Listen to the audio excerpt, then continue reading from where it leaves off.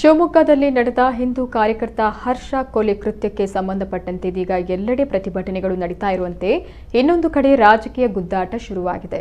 ರಾಜಕಾರಣಿಗಳು ದಿನಕ್ಕೊಂದು ಹೇಳಿಕೆ ನೀಡುವ ಮೂಲಕ ಆರೋಪಿಗಳ ಬಗ್ಗೆ ಹೇಳಿಕೆ ನೀಡುತ್ತಿದ್ದಾರೆ. ಈ ನಡುವೆ ಯಕ್ಷಗಾನದಲ್ಲೂ ಈ ವಿಚಾರವನ್ನ ವಿಡಂಬನಾತ್ಮಕವಾಗಿ ಕಲಾವಿದರು ಟೀಕಿಸಿದ್ದಾರೆ.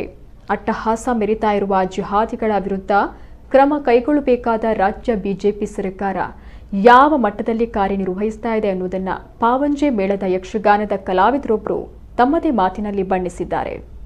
ಎಲ್ಲಿಯೋ ಒಂದು ಅನ್ಯಾಯ ಆಗುತ್ತದೆ ಅಂತ ಇಟ್ಟುಕೊಳ್ಳಿ, ಆವಾಗ 25 ಮಂದಿ ಹೊಣೆ ಇದ್ದವರು ಹೇಳಿಕೆ ಕೊಡುವುದು, ಈ ಸಲ ಬಿಡುವುದಿಲ್ಲ, ಅವರನ್ನು ಕಠಿಣ ಶಿಕ್ಷೆ ಕೊಡಲಾಗುವುದು.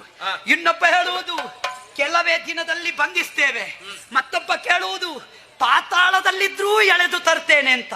ಇವನ ಜನ್ಮಕ್ಕೆ ಇವ ತರ್ಲಿಕ್ಕಿಲ್ಲ. ಇದು ಹೇಳಿಕೆಯಲ್ಲೇ ಮುಗಿಯುವುದು ಬಿಟ್ರೆ ಬೇರೆ ಎಂತದ್ದು ಆಗುದಿಲ್ಲ. ನೋಡು, ತಲೆ ಇದ್ದವರಿಗೆ ಗೊತ್ತಾಗುತ್ತದೆ. ಆದ್ದರಿಂದ ಎಲ್ಲಿಯೋ ಒಂದು ಅನ್ಯಾಯ ಆಗುತ್ತದೆ ಅಂತ ಇಟ್ಟುಕೊಳ್ಳಿ, ಆವಾಗ 25 ಮಂದಿ ಹೊಣೆ ಇದ್ದವರು ಹೇಳಿಕೆ ಕೊಡುವುದು, ಈ ಸಲ ಬಿಡುವುದಿಲ್ಲ, ಅವರನ್ನು ಕಠಿಣ ಶಿಕ್ಷೆ ಕೊಡಲಾಗುವುದು.